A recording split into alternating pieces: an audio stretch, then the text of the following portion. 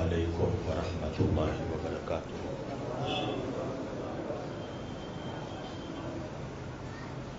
سورہ مبارکۃ الفاتحہ۔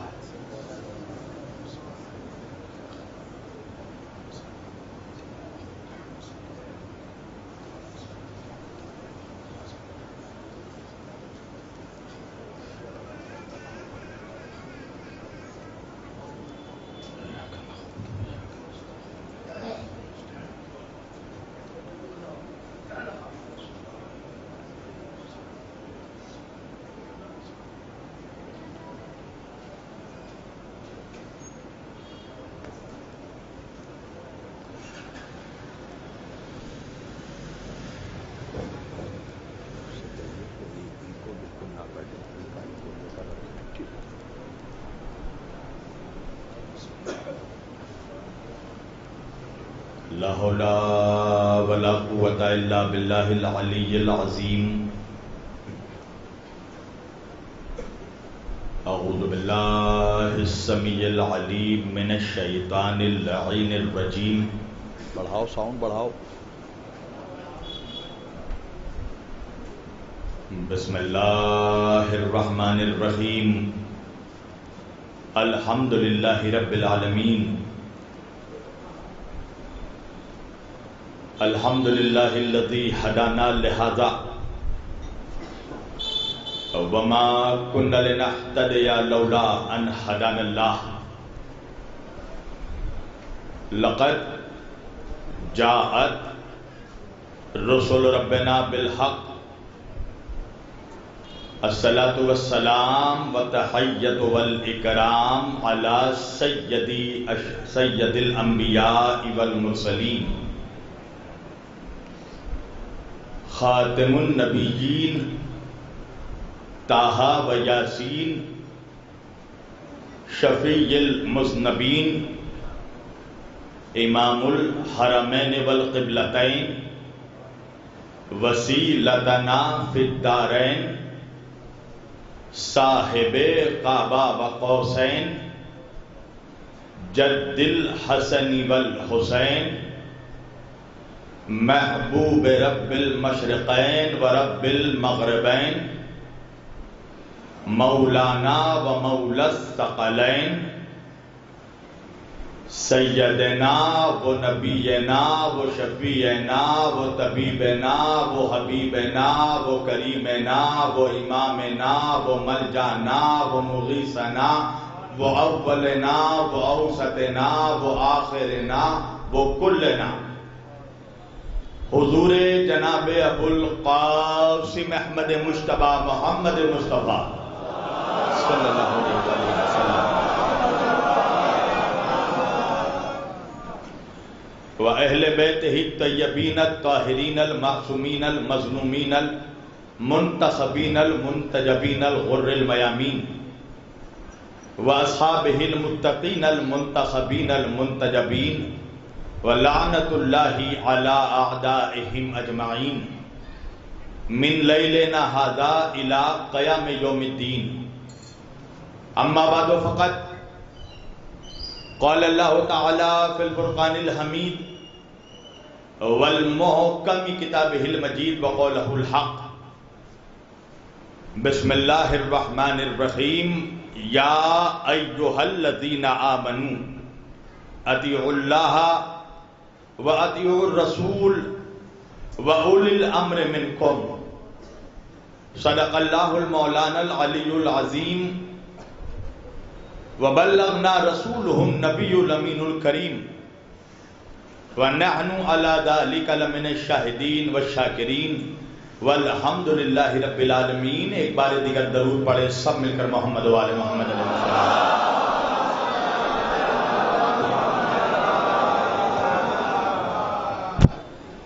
عزیزان گرامی قدر و برادران ملت اسلامیہ، بندگان توحید و عاشقان رسول و آل رسول، گدایان دربار بطول، مولا آپ سبوں کے جذبہ ایمانی کو زندہ و سلامت رکھے۔ جس سلسلہ گفتگو کا آغاز ہم نے اس سن 2023 کے عشرہ مجالس اور جو میرے لیے خمسہ مجالس ہے، جس کا آغاز ہم نے گزشتہ کل سے ہندوستان کی راجدھانی سرزمین دلی کے اس برہم پوری علاقے کے عظیم الشان اذاخانہ عالیہ حیدری ہال سے کیا تھا، آج وہ اپنے دوسرے مرحلے میں داخل ہو چکی ہے۔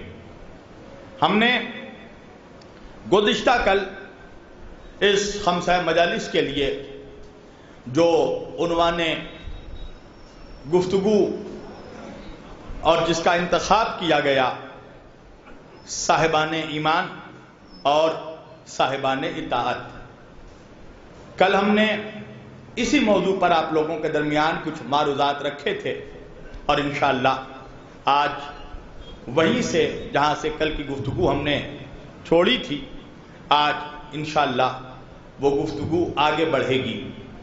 کل میں نے آپ لوگوں کے گوش گزار یہ بات پہنچائی تھی کہ اللہ کے رسول جب آخری حج سے لوٹ کر آ رہے تھے، دیکھیے میرے نبی نے اپنی زندگی میں کل ایک حج کیا ہے،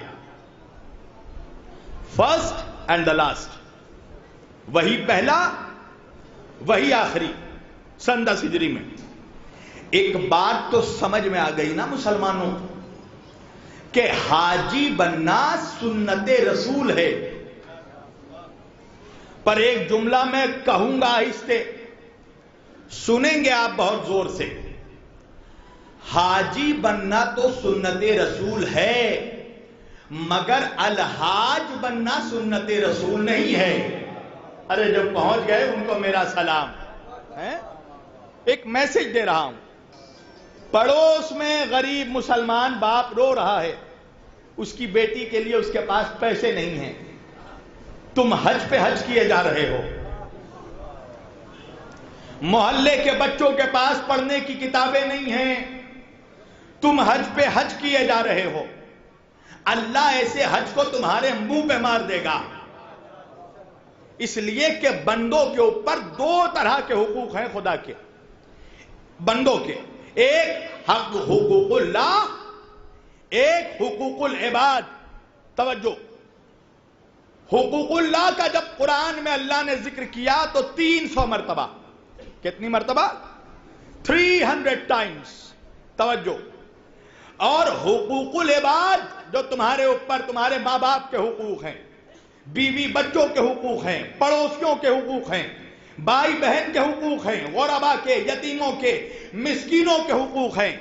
اللہ نے جس قرآن میں حقوق اللہ کا ذکر 300 مرتبہ کیا، اسی قرآن میں اللہ نے حقوق العباد کا ذکر 1700 مرتبہ کیا، 1700 ٹائمز۔ توجہ، یعنی بات سمجھ میں آئی آپ کو کہ اللہ کے حقوق کے ساتھ بندوں کے حقوق ادا کرنے ہیں۔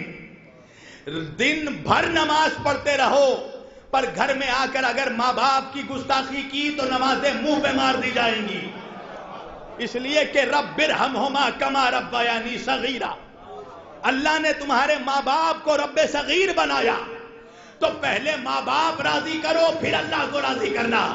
توجہ ہے، یہ ایک میسج تھا آغاز میں جو میں نے دے دیا۔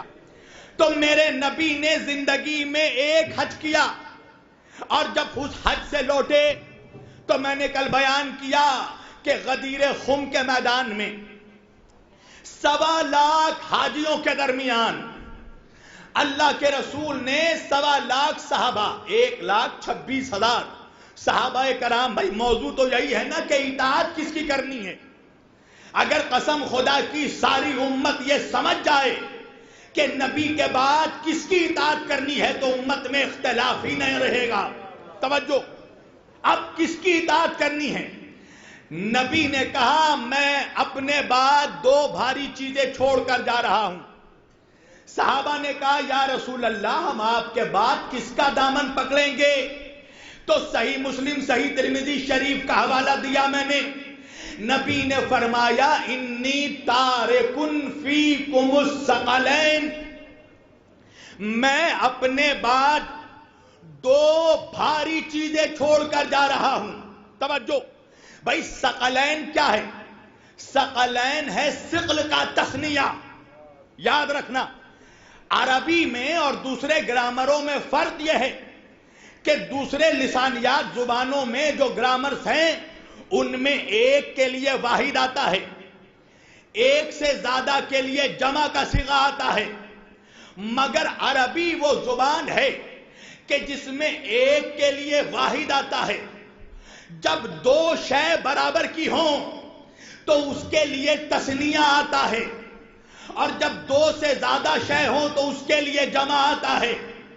اب نبی کہہ رہے ہیں ثقلین، ثقلین یعنی دو برابر کے وزن، دو بھاری چیزیں، جس طرح دو امام مل کر ہو جاتے ہیں امامین۔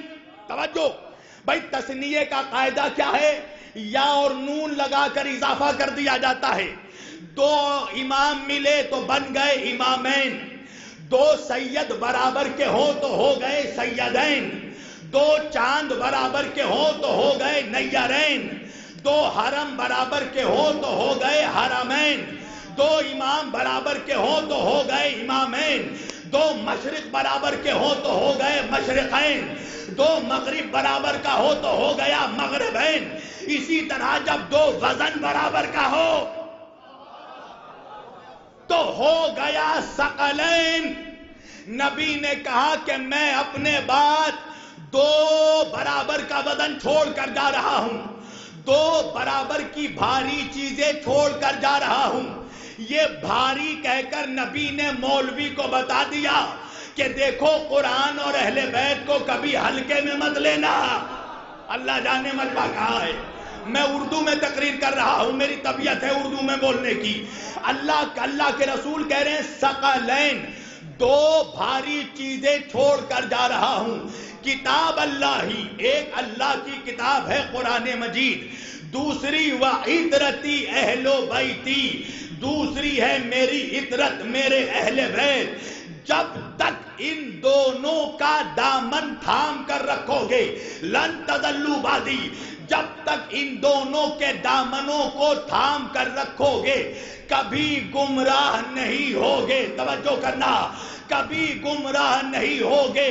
یہ دونوں آپس میں کبھی جدا نہیں ہوں گے، کبھی ڈیوائیڈ نہیں ہوں گے، یہاں تک کہ روز قیامت حوض کوثر پر آ کر قرآن اور میری عطرت مجھ سے ایک ساتھ ملاقات کرے گی۔ تو کبھی ان دونوں کو مت چھوڑنا، جب تک ان دونوں کا دامن تھام کر رکھو گے کبھی گمراہ نہیں ہوگے۔ اب سوال یہ ہے مجھے یہ بتانا کہ نبی یہ کہہ کس سے رہے تھے؟ توجہ کرنا، کیا نبی کے سامنے دلی کا مولوی تھا؟ کیا نبی کے سامنے دیوبند کے مفتی تھے؟ کیا نہیں، نبی کے سامنے سب کے سب صحابی۔ اب مجھے جملہ کہنے دو، یعنی نبی بتا رہے ہیں کہ اگر صحابی نے اہل بیت کو چھوڑ دیا تو صحابی گمراہ ہو جائے گا۔ مولوی کی حیثیت کیا ہے؟ اللہ اکبر۔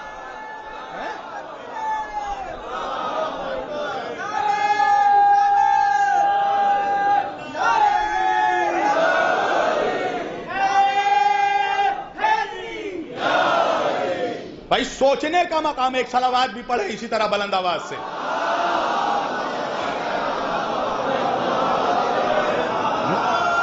مقام ہے سوچنے کے لیے۔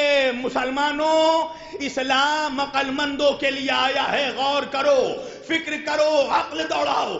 اسلام خبط الحواسوں کے لیے نہیں آیا، دیوانوں کے لیے نہیں آیا، بدحواسوں کے لیے نہیں آیا۔ ذرا غور سے دیکھو، نبی اپنے صحابہ سے کہہ رہے ہیں کہ اگر تم نے میرے اہل بیت کو چھوڑ دیا تو گمراہ ہو جاؤ گے۔ تو پتہ یہ چلا کہ گمراہی سے بچنے کا راستہ یا قرآن ہے یا اہل بیت ہے، یا ہاتھ میں دامن قرآن تھامنا ہے۔ توجہ، اور مجھے تو یا کا جملہ ہی نہیں استعمال کرنا چاہیے، نبی نے تو یا کہا ہی نہیں، نبی نے کہا قرآن اور اہل بیت دونوں کا دامن تھامنا۔ پتہ کیا چلا؟ قرآن کو چھوڑا، اہل بیت کو تھاما تو بھی گمراہ، اہل بیت کو تھاما قرآن کو چھوڑا تو بھی گمراہ. توجہ، دونوں کا دامن مضبوطی سے تھامنا ہے. یہ دونوں کبھی آپس میں جدا نہیں ہوں گے. جب تک ان دونوں کا دامن تھام کر رہو گے کبھی گمراہ نہیں ہوگے. اور نبی کہہ رہے ہیں، توجہ کیجئے گا، انی تارکن، میں قرآن اور اہل بیت کو چھوڑ کر جا رہا ہوں. توجہ، انی تارکن، میں قرآن اور اہل بیت کو چھوڑ کر جا رہا ہوں. اچھا ایک جملہ مجھے بتاؤ، اللہ کے رسول نے قرآن کے لیے ایک جملہ کہا، کتاب اللہ ہی، مگر اہل بیت کے لیے 2 جملہ کہا، عطرتی اہل بیتی.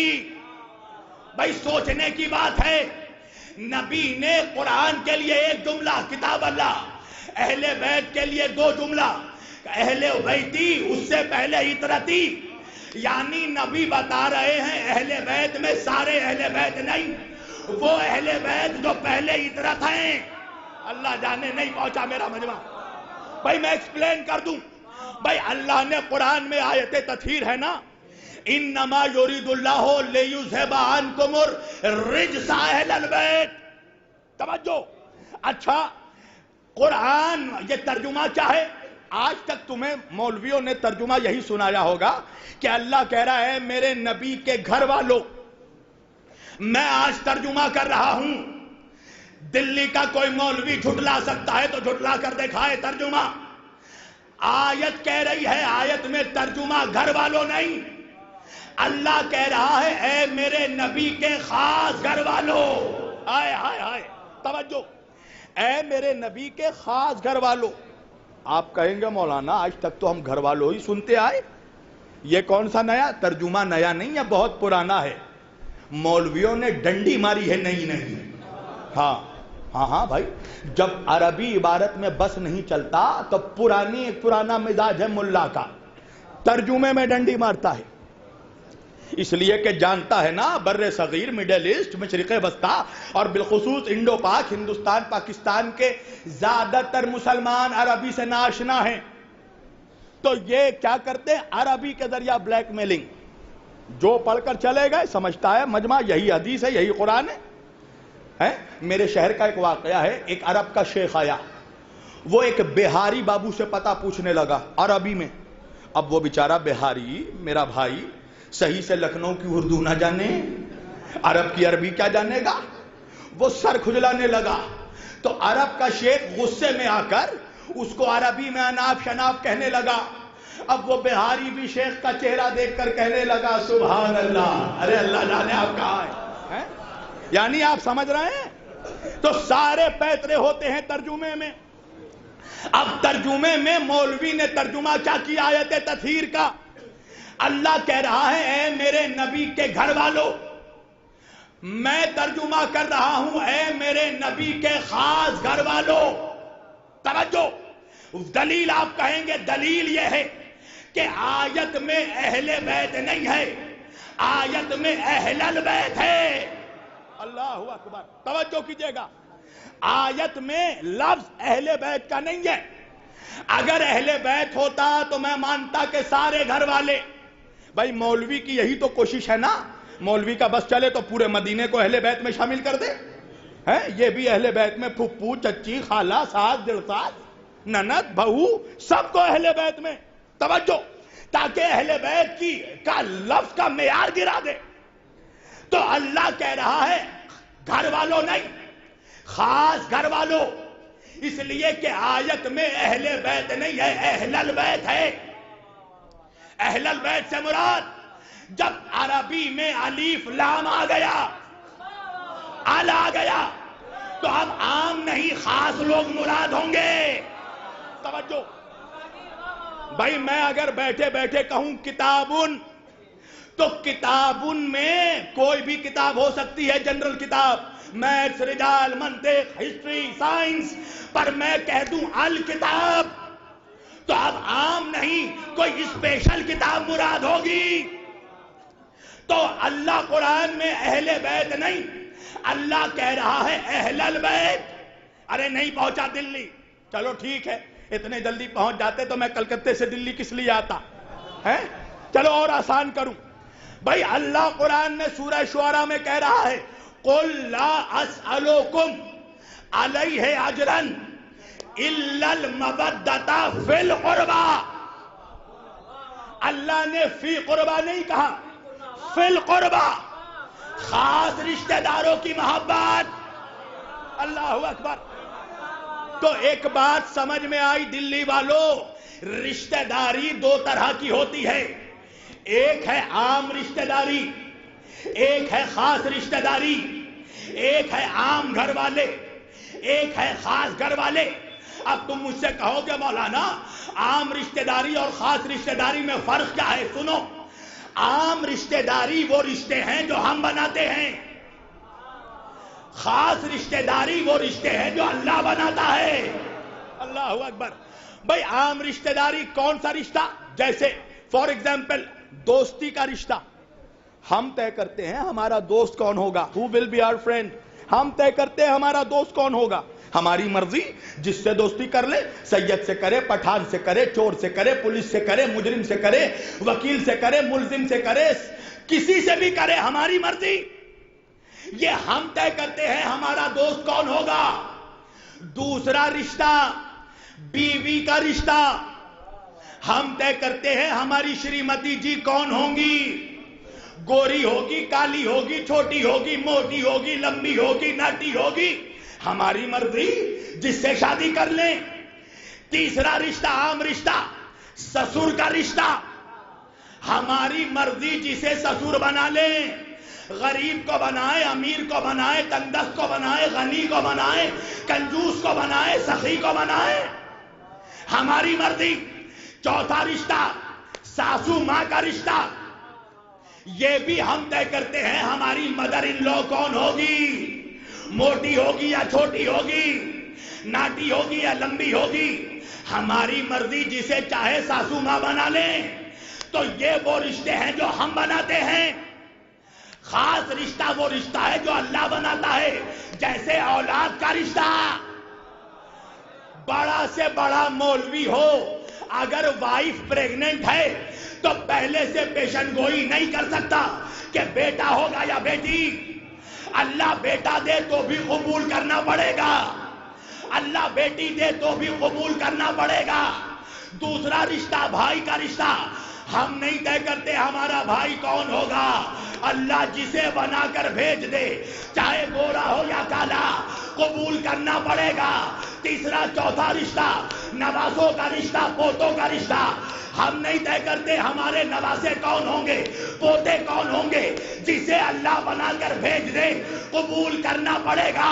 اب بات سمجھ میں آئی؟ اہل البیت سے مراد سسرالی رشتہ دار نہیں، خونی رشتہ دار۔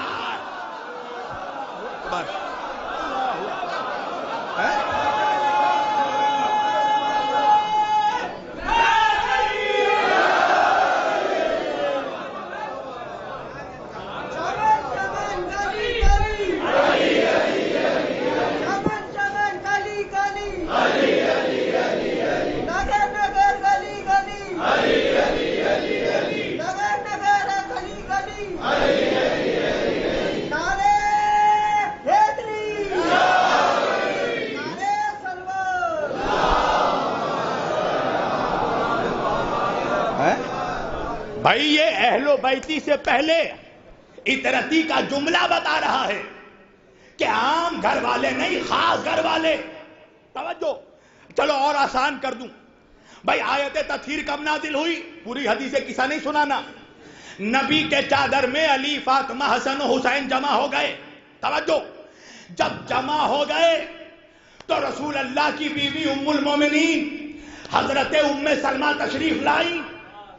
اسے کوئی عام نہیں، اہل سنت کا بہت بڑا تفسیر کا امام جلال الدین سیوطی نے اس کو اپنی تفسیر در منصور میں لکھا کہ جناب ام سلمہ نے آ کر اجازت مانگی، یا رسول اللہ کیا مجھے بھی اجازت ہے کہ آپ پانچوں کے ساتھ میں بھی چادر میں شامل ہو جاؤں؟ تو نبی نے فرمایا، ام سلمہ تم خیر پر ہو، مگر پنجتن کے ساتھ چادر میں نہیں آ سکتی۔ اللہ جانے مجمع کہاں ہے، ارے جب گھر والی اہل بیت کی برابری نہیں کر سکتی تو یہاں وہاں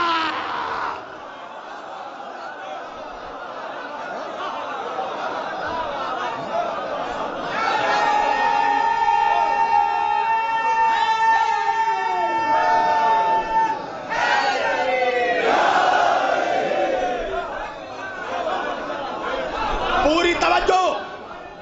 کہا ام سلمہ آپ خیر پر ہیں مگر چادر تطہیر میں نہیں آ سکتی. پھر اس کے بعد کیا ہوا؟ اللہ کے رسول نے چادر کے دونوں کونوں کو پکڑا, آسمان کی طرف دیکھا اور دیکھ کر فرمایا اللہم ہؤلائی اہل بیتی, اے اللہ تو گواہ ہو جا بس یہی میرے اہل بیت ہیں. اب جیسے ہی کہا ویسے ہی اللہ نے جبریل کو سورہ احزاب کی آیت دے کر بھیجا, انما یرید اللہ لیذھب عنکم الرجس اہل البیت ویطہرکم تطہیرا. میں نے کہا وجہ کیا ہے؟ جب نبی نے چادر میں علی, فاطمہ, حسن و حسین کو لے لیا تبھی آیت تطہیر نازل ہوئی. وجہ کیا ہے؟ اگر نبی چادر میں علی, فاطمہ, حسن و حسین کو نہ لیتے تو آیت نازل ہو جاتی, تو آیت ہر اس شخص کے لیے ہوتی جو چھت کے نیچے تھا. مگر جب چادر میں نبی آ گئے تو آیت نازل ہوئی تو پتا چلا کہ آیت چھت والوں کے لیے نہیں, چادر والوں. اللہ اکبر, اللہ اکبر.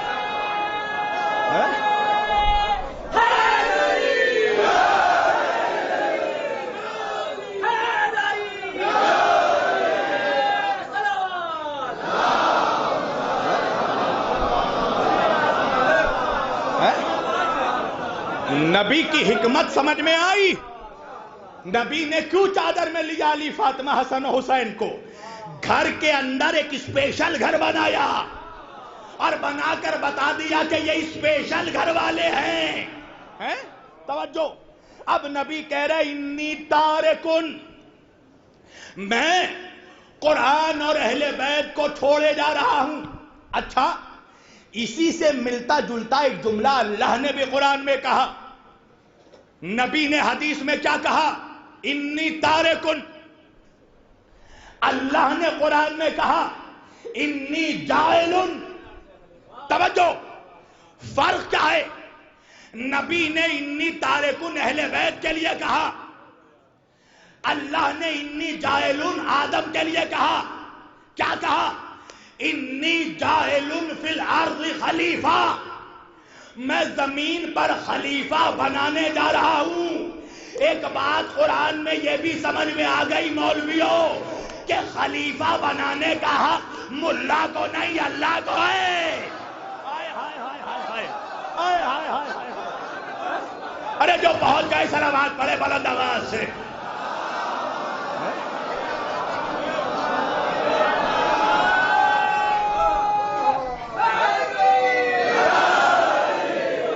مجھے وہ دلی نہیں مل رہا ہے پچھلے سال والا. اب اگلے سال کا وعدہ مجھے بھی سوچ کے کرنا پڑے گا کیونکہ آپ بھی سوچ کر نعرے لگا رہے ہیں. ایک صلوات پڑھے محمد وآل محمد پر.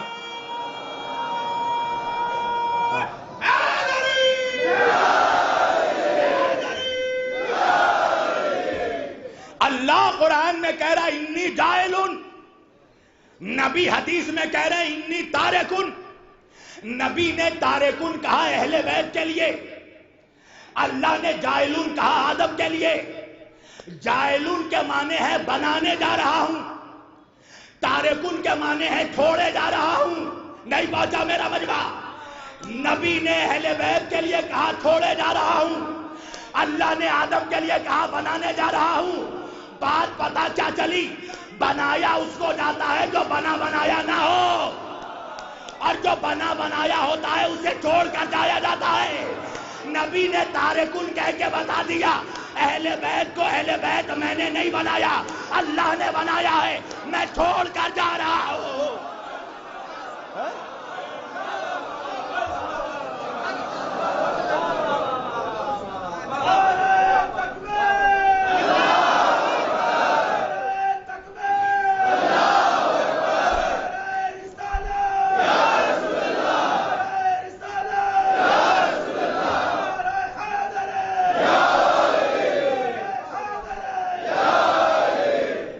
چھوڑ کر جا رہا ہوں.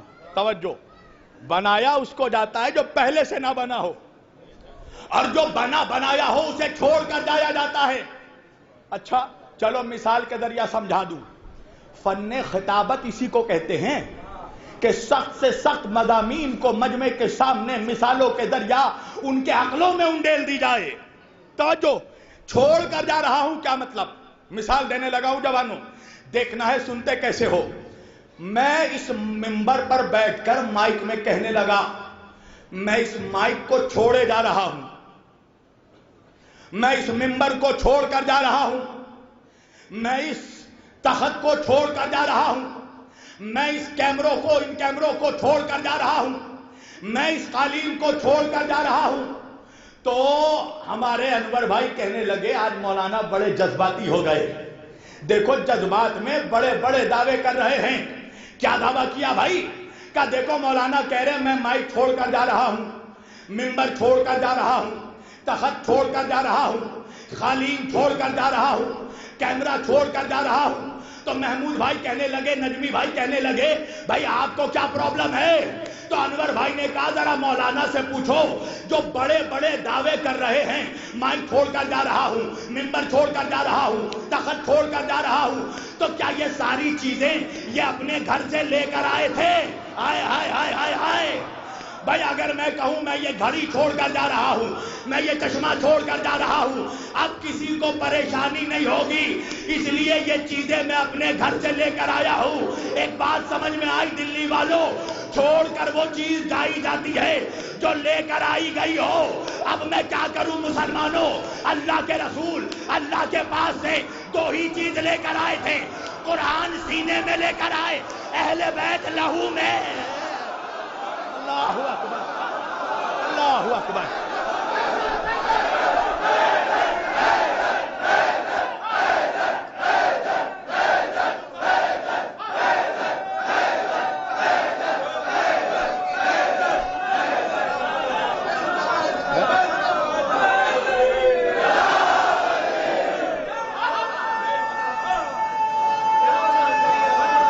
ماشاءاللہ.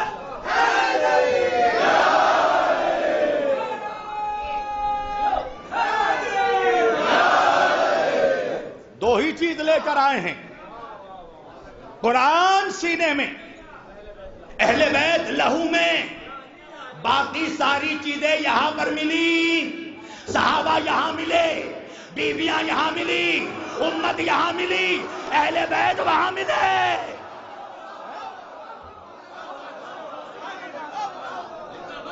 صلوات پڑھے محمد و آل محمد پر بلند آواز سے.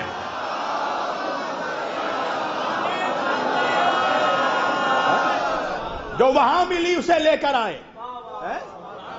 اس لیے نبی نے کہا انی تارکن, میں قرآن کے ساتھ اہل بیت کو چھوڑ کر جا رہا ہوں.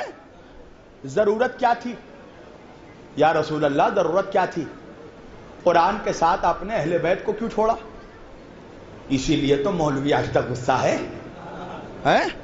تو کیا کرتے؟ آقا معاف کیجئے گا, قرآن کے ساتھ مولوی کو چھوڑ دیتے. ارے کچھ کہہ رہا ہوں, آپ بھی بہت مسکرا رہے ہیں, مگر بات میں سیریس کر رہا ہوں. یا رسول اللہ, قرآن کے ساتھ مولوی کو چھوڑ دیتے, مفتی کو چھوڑ دیتے, مگر نبی نے قیامت تک قرآن کے ساتھ نہ مولوی کو چھوڑا نہ مفتی کو چھوڑا, صرف اہل بیت کو چھوڑا. وجہ کیا ہے؟ وجہ یہ ہے کہ اللہ قرآن میں سورہ واقعہ میں اعلان کر رہا ہے لا یمسہ الا المطہرون, قرآن کو کوئی ناپاک چھو نہیں سکتا. ارے اللہ جانے مجمع کہا ہے, قرآن کو کوئی ناپاک چھو نہیں سکتا. جتنا بڑا مولوی ہو کبھی نہ کبھی تو اس پر غسل واجب ہوا ہوگا, تو جب غسل واجب ہوا تو قرآن سے جدا ہوا نا, تو پتا چلا کہ قرآن کے ساتھ قیامت تک وہی لوگ رہ سکتے ہیں جو اتنے ہی پاک ہوں جتنا قرآن.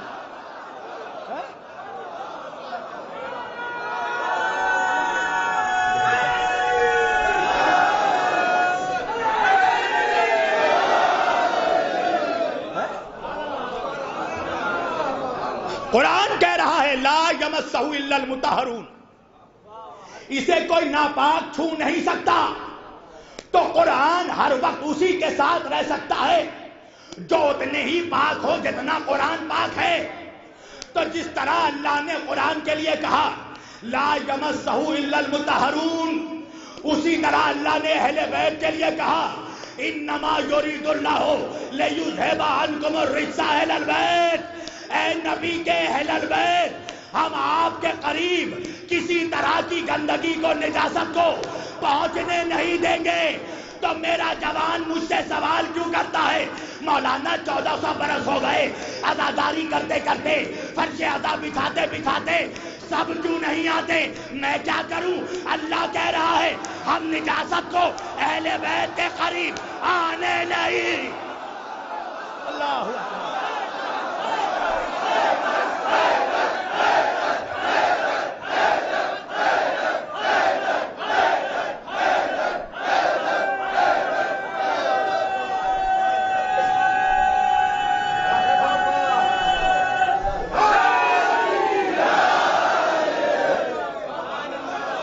ہم کیا کریں؟ ہم تو 1400 برس سے فرش عزا بچھا رہے ہیں، ہم کیا کریں؟ اللہ کہہ رہا ہم گندگی کو اہل بیت کے قریب جانے نہیں دیں گے. تو بھائی جس کے اندر جسمانی گندگی ہو، جب وہ اہل بیت کے قریب نہیں آ سکتا، تو جس کے اندر خاندانی گندگی ہو.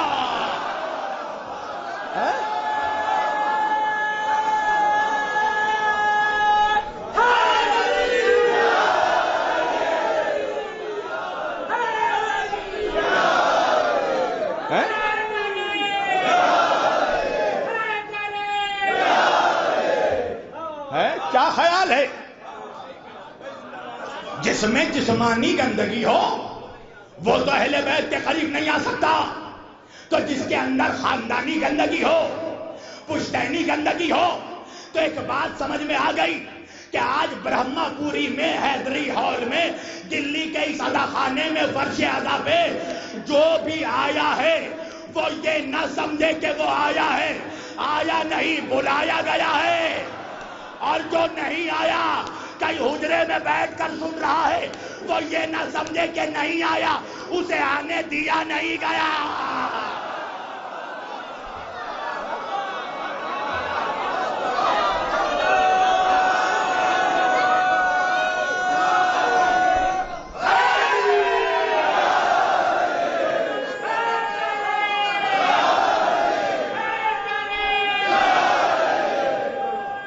سب مل کر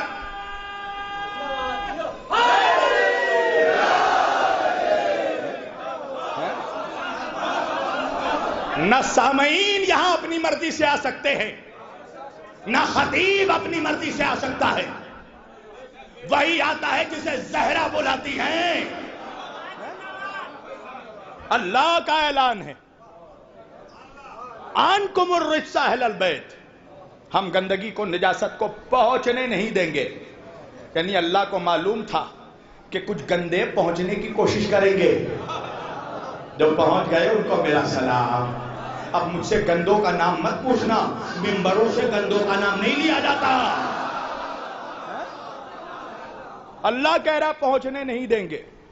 وَيُطَهِّرَكُمْ تَطْهِيرًا، اور ویسے ہی پاک رکھیں گے جیسے پاک رکھنے کا حق ہے. اچھا ایک بات میں کہوں، ہم ہیں اہل بیت کے وکیل، اور وکیل کا کام ہے بال کی کھال نکالنا. اب میرے نظریے سے دیکھو تو نعوذ باللہ باتیں زو مانے ہو گئی.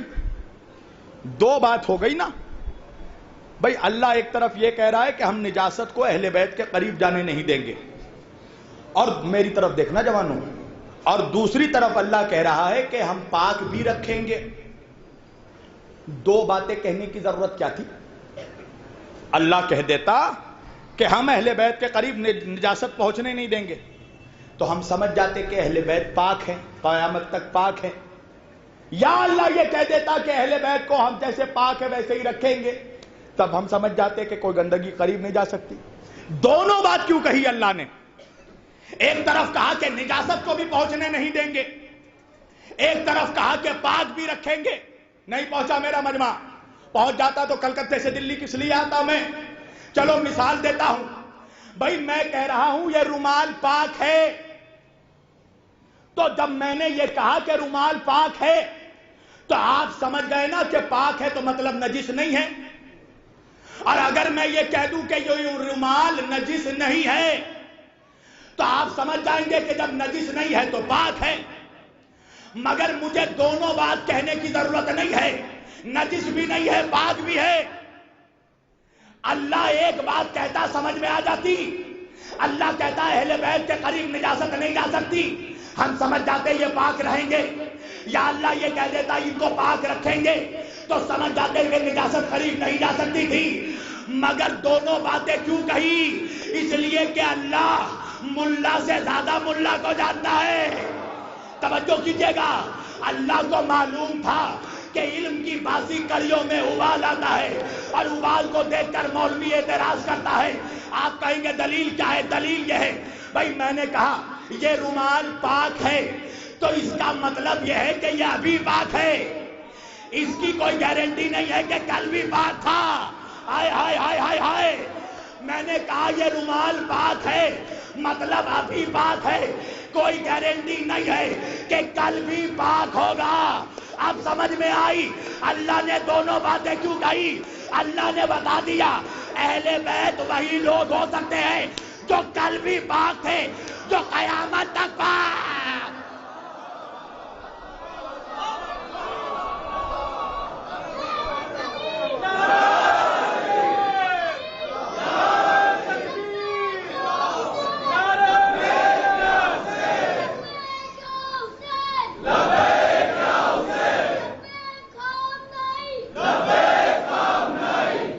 ماشاءاللہ بیٹا،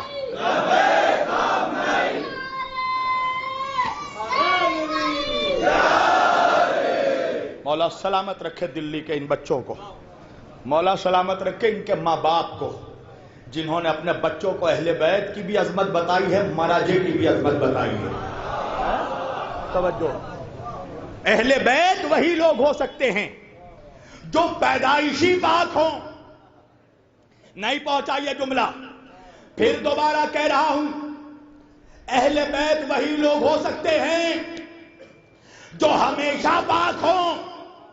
ارے ہم سے نہ صحیح، کم از کم اماں جان سے پوچھ لو۔ کسی نے ام المومنین سے پوچھا کہ آپ بتائیے فاطمہ زہرا کی عظمت کیا ہے؟ تو ام المومنین نے کہا اس فاطمہ کی عظمت میں کیا بیان کروں، میں نے اپنی آنکھوں سے دیکھا حسن پیدا ہوئے صبح کو، اور فاطمہ کو میں نے نماز ظہر پڑھتے دیکھا۔ اللہ اکبر، اللہ اکبر۔ صلوات پڑھے محمد وآل محمد پر۔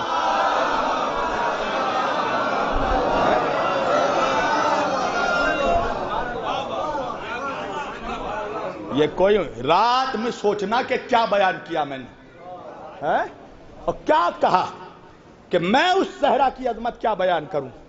میں نے دیکھا حسن صبح پیدا ہوئے، اور میں نے سجدہ کو نماز ظہر ادا کرتے دیکھا۔ حیثیت کیا ہے تو کوڑی کے مولوی کی کہ اہل بیت کی برابری کرے؟ ارے مولوی تجھے اللہ نے پیدا کہے سے کیا؟ پڑھ قرآن۔ اللہ کہہ رہا انا خلقنا الانسان من نطفۃ امشاج نبتلیہ فجعلناہ سمیعا بصیرا۔ اللہ کہہ رہا ہم نے انسانوں کو ملے جلے گندے نطفے سے پیدا کیا۔ میں نے کہا مولوی پیدا ہوا ہے نجس نطفے سے، مقابلہ ان کا کر رہا ہے جو اللہ کے نور سے پیدا ہوئے ہیں۔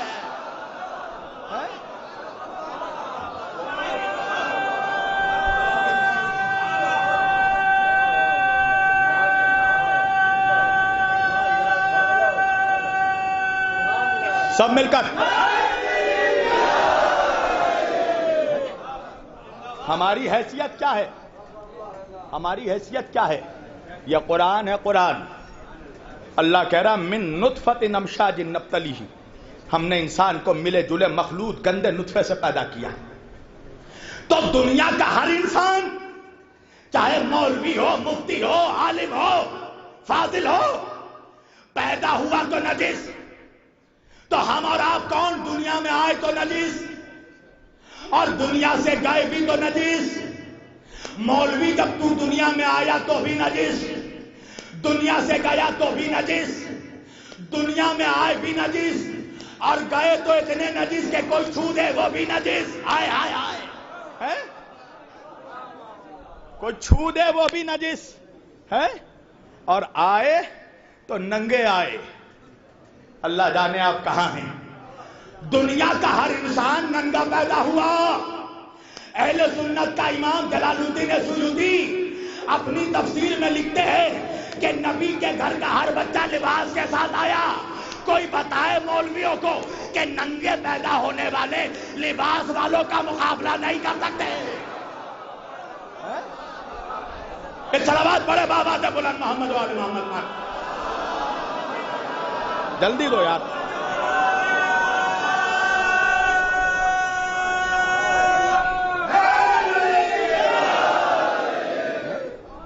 کہاں نجاست, کہاں طہارت, کہاں ہلاکت, کہاں شہادت, کہاں غلامی, کہاں سرداری, کہاں نوکری, کہاں بادشاہی.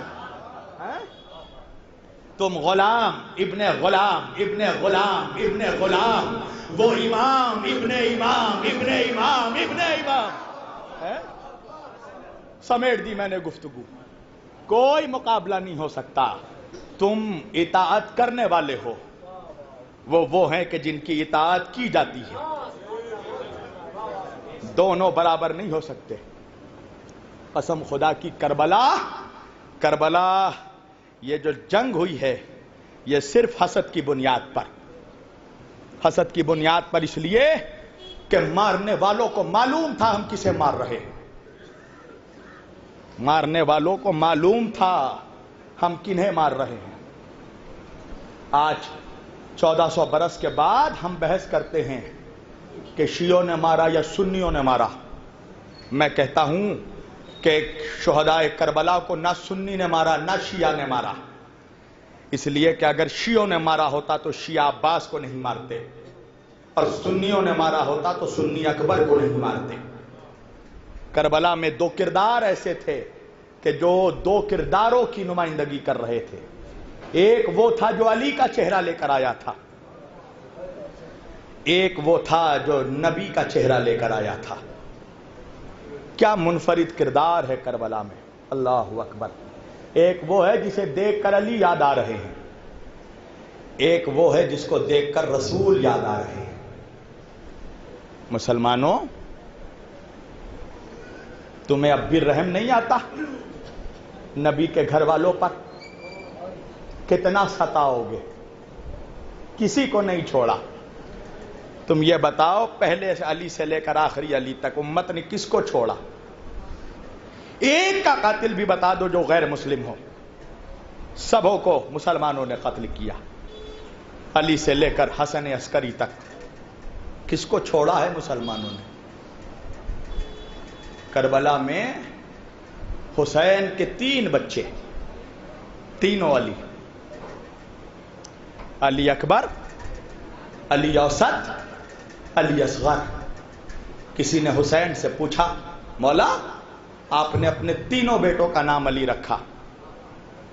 توجہ کرنا, یہ بہت گہری حکمت ہے امامت کی کہ تینوں بیٹوں کا نام علی رکھا. کیوں؟ اس لیے کہ دور ایسا تھا کہ علی کا نام رکھنا جرم تھا. اگر کوئی علی کا نام رکھ لے تو اس کے ساتھ اس کے باپ کو بھی ذبح کر دیا جاتا تھا. ایسے معاشرے میں جب علی کا نام رکھنا جرم تھا, مولا حسین نے اپنے تینوں بیٹوں کا نام علی رکھا. اور کسی نے پوچھا تو مولا نے کہا کہ اگر اللہ مجھے 100 بیٹے عطا کرتا تو میں 100 بیٹوں کا نام علی رکھتا. ہاں زادارو, حسین کا بڑا بیٹا علی اکبر, حسین کا شہزادہ, وہ شہزادہ جسے شبیہ پیمبر لکھا گیا. کون؟ علی اکبر, جس کا چہرہ مسلمانوں تمہارے رسول کے جیسا تھا. ہاں زادارو, آج علی اکبر کا تابوت اٹھے گا. بڑے آرام سے اکبر کے تابوت کو کاندھا دینا. اللہ کسی اولاد کو، کسی باپ کو وہ دن نہ دکھائے کہ وہ اپنے کڑیل جوان بیٹے کی لاش دیکھے۔ ایک باپ بڑھاپے میں اس وقت مر جاتا ہے جب اس کے سامنے اس کے جوان بیٹے کی لاش پڑی، اور اگر بیٹا اکبر جیسا ہو تو قیامت ہو جاتی۔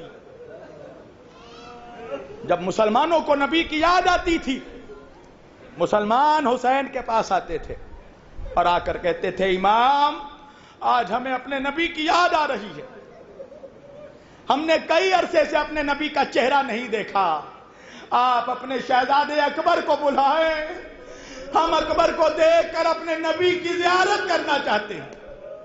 اللہ اکبر، حسین اکبر کو بلاتے تھے، لوگ حسن اکبر کی زیارت کرتے تھے۔ ایک روز حسین کے پاس ایک سوالی آیا، آ کے کہنے لگا مولا میں نے سنا ہے کہ جب آپ چھوٹے تھے، آپ کے بچپنے کا زمانہ تھا، ایک راہب آیا تھا آپ کے نانا کے دربار میں، اس کی کوئی اولاد نہیں تھی، آپ نے اللہ سے دعا کی تھی، اللہ نے اسے 7 بیٹے عطا کیے۔ حسین نے کہا ہاں میرے بھائی بتا کیا بات ہے؟ کہا مولا میری بھی کوئی اولاد نہیں ہے، مولا میرے لیے بھی دعا کر دیجئے خدا مجھے ایک بیٹا عطا کرے۔ حسین نے دعا کے لیے ہاتھ اٹھائی، دعا تمام ہو گئی، حسین نے دیکھا وہ شخص بیٹھا ہے، اپنے جگہ سے نہیں اٹھا۔ حسین نے کہا بھائی میں نے تیرے لیے دعا کر دی، جاتا کیوں نہیں؟ کہنے لگا مولا ابھی دعا ادھوری ہے، ایک دعا باقی ہے۔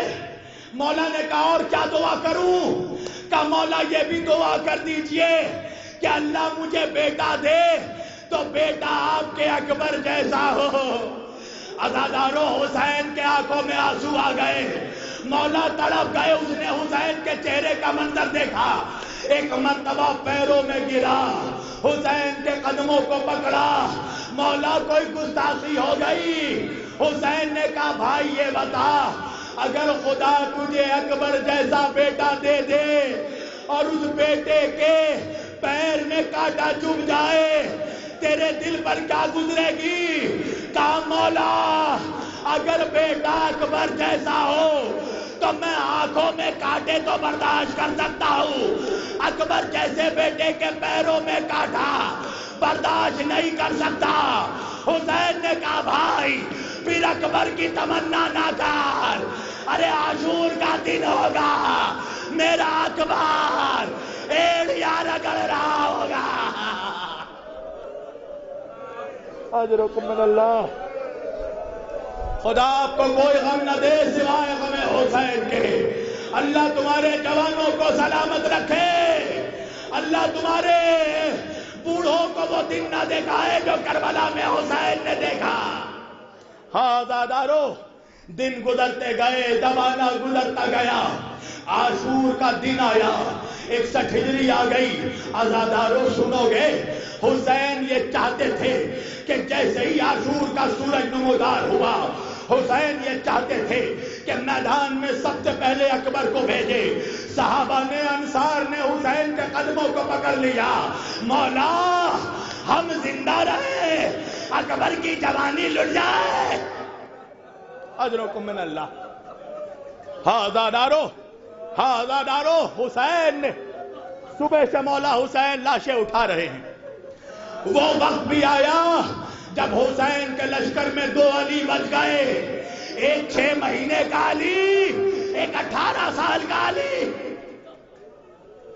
اکبر آئے حسین کے پاس، بابا اب تو اجازت دے دو بابا۔ ایک مرتبہ حسین نے کہا اکبر تم تو میرے نانا کی شبیہ ہو، اکبر تمہیں دیکھ کر مجھے اپنے نانا کی یاد آتی ہے۔ کہا بابا اب رن میں کوئی نہیں بچا بابا، اب تو مجھے اجازت دیجئے بابا۔ حسین نے کہا اکبر بیٹا تو تو میرا ہے مگر پالا تجھے زینب نے ہے۔ اکبر اگر اجازت چاہیے تو پہلے پھوپھی سے جا کر اجازت لو۔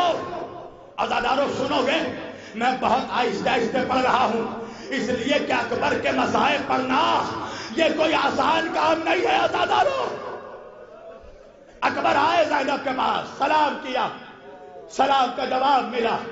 ایک مرتبہ کہنے لگے پھوپھی اماں بابا سے اجازت مانگتا ہوں. بابا کہتے ہیں کہ اگر آپ نے اجازت دے دی تو بابا اجازت دے دیں گے. عزادارو سنو گے. ایک مرتبہ پھوپھی اماں زینب کہنے لگی اکبر تیرا بابا تجھے کیسے اجازت دے؟ اکبر تمہیں معلوم ہے کیا مانگ رہے ہو؟ ایک باپ سے مرنے کی رضا مانگ رہے ہو. پھوپھی اماں آپ اجازت دے دیجیے. زینب نے کہا اکبر اسی دن کے لیے پالا تھا کہ مقتل میں جانے کی اجازت دے دوں. عزادارو سنو گے.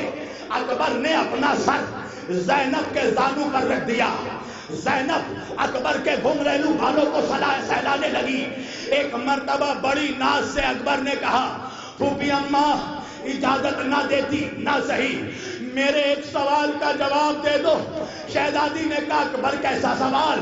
کہا پھوپھی اماں اتنا بتا دو میری ماں ام لیلا زیادہ افضل ہے یا بابا حسین کی ماں فاطمہ زہرا؟ شہزادی نے کہا اکبر کیسا سوال کیا؟ ارے وہ سیدۃ النساء جس کی تعظیم کو نبی کھڑے ہو جاتے تھے. اکبر نے ہاتھ جوڑ کر کہا پھوپھی اماں انصاف کرنا. لیلا کا بیٹا زندہ رہے فاطمہ کا بیٹا.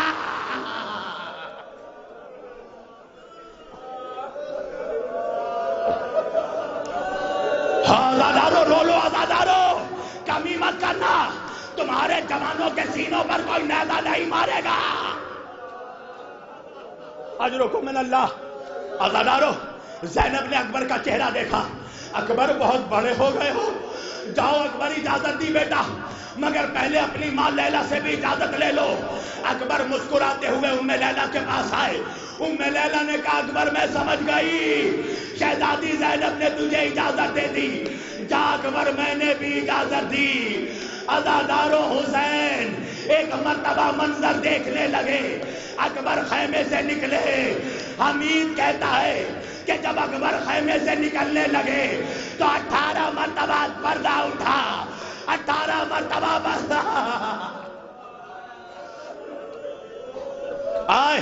بابا بابا پھوپھی اماں نے اجازت دے دی. بابا اماں نے اجازت دے دی. بابا عزادارو حسین نے اکبر کو گھوڑے پر سوار کیا. بابا علی مرتضیٰ کا امامہ پہنایا. سنو گے عزادارو ایک مرتبہ اکبر گھوڑا لے کر تھوڑی دور آگے بڑھے. اب جو مڑ کر دیکھا تو کیا دیکھا؟ ارے ضعیف باپ پیچھے پیچھے.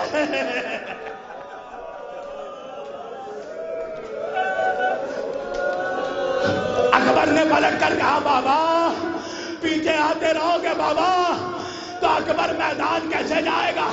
حسین نے کہا جا اکبر جا. تھوڑی دور آگے بڑھے پھر مڑ کر دیکھا حسین پھر چلے آ رہے ہیں. ایک مرتبہ گھوڑے کا رخ کیا. بابا کے قریب آئے. بابا پیچھے آتے رہو گے بابا تو اکبر جا نہیں سکے گا. بابا سنو گے عزادارو حسین نے ایک مرتبہ حضرت سے اکبر کا چہرہ دیکھا اور دیکھ کر کہا اکبر تم میرا درد نہیں سمجھ سکو گے اکبر اس لیے کہ تمہارا کوئی اکبر جیسا جوان بیٹا. اکبر تمہارے سینے میں بوڑھے باپ کا دل نہیں ہے. جاؤ اکبر اجازت دی. عزادارو ایک مرتبہ اکبر نے میدان میں حملہ کیا. حمید ابن مسلم کہتا ہے کہ اکبر کے جنگ کا میں نے ایک نرالا انداز دیکھا. اکبر بھیڑ میں داخل ہوتے تھے اور چن چن کر کچھ سپاہیوں کو مارتے تھے. حمید ابن مسلم کہتا میں سمجھ نہیں پایا. جب میں قریب گیا تو میں نے دیکھا اکبر بھیڑ میں داخل ہوتے ہیں. پہلے یزید کے لشکر کے بڑے بڑے پہلوانوں کو قتل کرتے ہیں. حمید کہنے لگا میں سوچتا تھا اکبر ایسا کیوں کر رہے ہیں. پھر مجھے پتا چلا اکبر جانتے تھے اب ان میں سے جو بچے گا میرے بوڑھے بابا سے لڑے گا. اجرکم من اللہ. ہاں عزادارو نہ مجھ میں پڑھنے کی طاقت ہے نہ تم میں سننے کی طاقت ہے. ایک بہت بڑا پہلوان اکبر کے پاس آیا. سنو گے؟ اکبر جب گئے نا، حسین خیمے کے دروازے پر بیٹھ گئے. ام لیلا دوسرے خیمے سے بیٹھ کر حسین کے چہرے کو دیکھنے لگی. جب تک حسین کا چہرہ کھلا رہا، ام لیلا نے شکر کا سجدہ کیا. ایک وقت آیا حسین کے چہرے کا رنگ اڑا. ام لیلا نے کہا پروردگارا میرے جوان کی خیر. حسین نے لیلا کو دیکھا. لیلا تیرے بیٹے کے مقابلے ایک بہت بڑا شخص آیا، اللہ سے دعا کر. ام لیلا نے مصلی بچھایا، 2 ہاتھ بلند کیے. اے یعقوب کو یوسف سے ملانے والے، اے ہاجرہ کو اسماعیل سے ملانے والے، میرے اکبر سے ملا دے. اجرکم من اللہ. بس عزادارو میں بہت تیزی سے قریب آ رہا ہوں. ہاں عزادارو، اکبر فاتح ہو کر لوٹے. ایک مرتبہ کہا بابا کیسی جنگ کی بابا؟ حسین نے کہا اکبر تم نے اپنے دادا حیدر کرار کی یاد دلا دی. اکبر نے کہا بابا آپ کا بیٹا اکیلا اس لشکر پر کافی ہے بابا، مگر پیاس اتنی شدید ہے بابا. بابا تھوڑا سا پانی مل جاتا. حسین نے کہا اکبر پانی نہیں ہے، لو میری زبان چوس لو. حسین نے اپنی زبان اکبر کے دہن میں ڈالی. عزادارو اکبر نے منہ ہٹایا. حسین نے کہا بیٹا کیا ہوا؟ کہا بابا آپ کی زبان میں کانٹے.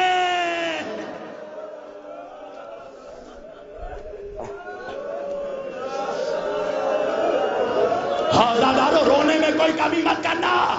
تمہیں زہرا بھی دیکھ رہی ہے، زینب بھی دیکھ رہی ہے، لیلا بھی دیکھ. عزادارو اکبر آگے بڑھتے رہے. ایک مرتبہ عمر سعد لئی نکلا، کہنے لگا یہ علی کا پوتا ہے، ایسے بس میں نہیں آئے گا، اس کے سینے میں نیزہ پھینکا جائے. عزادارو حسین ابن نمیر لعنتی نکلا. ایک مرتبہ نیزہ مارا، نیزہ اکبر کے سینے پر. اکبر زین سے زمین پر. بابا بابا.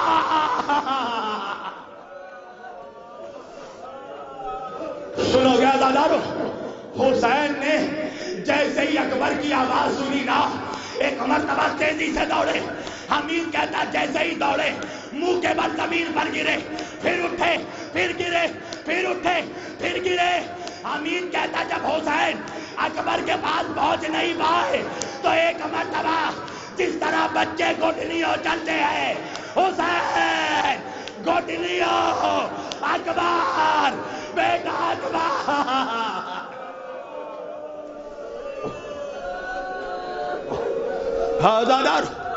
عزادارو ٹھہر جاؤ، سانس لے لو ورنہ مر جاؤ گے. اکبر کا سر لیا، زانو پر رکھا. اکبر بیٹا کوئی خواہش ہے؟ بابا بہن سغرا مدینے میں میرا انتظار کر رہی ہے. بابا ایک مرتبہ سغرا کو دکھا دو. حسین نے 2 انگلیوں کا اشارہ کیا. بیٹا سغرا نظر آئی؟ نہیں بابا.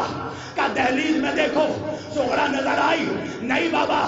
دالان میں دیکھو، سغرا نظر آئی؟ نہیں بابا. ایک مرتبہ اکبر کی چیخ نکلی. حسین نے کہا اکبر کیا ہوا؟ کہا بابا میری سغرا اب تک وہی بیٹھی ہے جہاں مجھے رخصت کیا تھا.